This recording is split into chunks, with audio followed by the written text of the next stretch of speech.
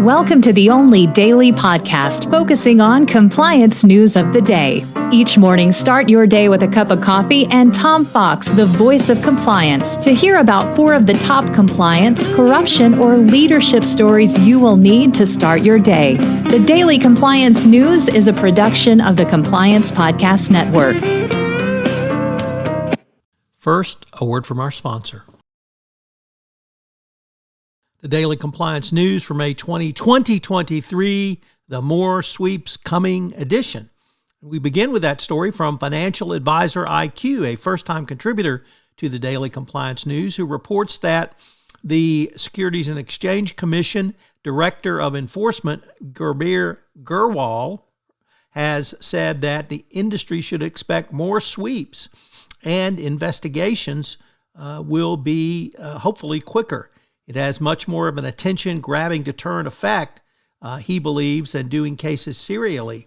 So when they see a risk in a particular space, they're going to go after you. If you've been in the FCPA world, you know that industry sweeps are a real thing. So if you're in a regulated industry, all I could say is get ready. Next up from the Washington Post, an interesting article on the Montana attempt to ban TikTok. Can it ban it? Number one, but number two, can it enforce that ban?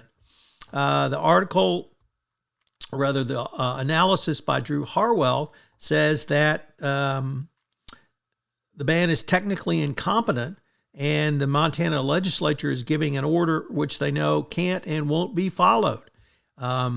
The law is constitutionally problematic, logistically impractical, and largely impossible to enforce. Wow, it sounds like something the Texas legislature would pass. Next up, from New York Times Deal Book, for those who think that Ron DeSantis is trying to run business out of the state of Florida, well, you're correct. As Disney has pulled a $1 billion development because of the business climate in Florida. I don't know when DeSantis didn't understand that if you attack everyone whose views are not yours, i.e. all non-Nazis, you're going to have a hard time getting people to want to move to your fair state. Now, of course, those MAGA hat wearing Nazis probably do want to move there, but businesses, particularly international businesses who are dedicated to following the current set of laws in the United States, well, it's a different story.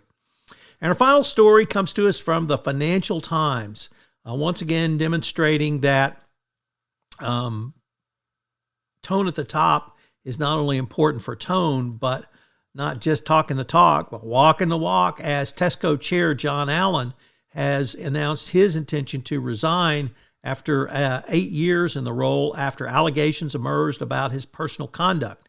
Allen this month denied 3 separate allegations of inappropriate behavior. However, as to a fourth, he, quote, unreservedly, end quote, apologized for comments he made. So it's not just affairs with those who work under you, which, of course, if you're the CEO, is everyone, but it's how you talk to people, how you treat them, and how you comport yourself. Have a great weekend from the Daily Compliance News. The Daily Compliance News is a production of the Compliance Podcast Network and a proud member of C-Suite Radio. Thanks so much for listening. I hope you'll join me again tomorrow.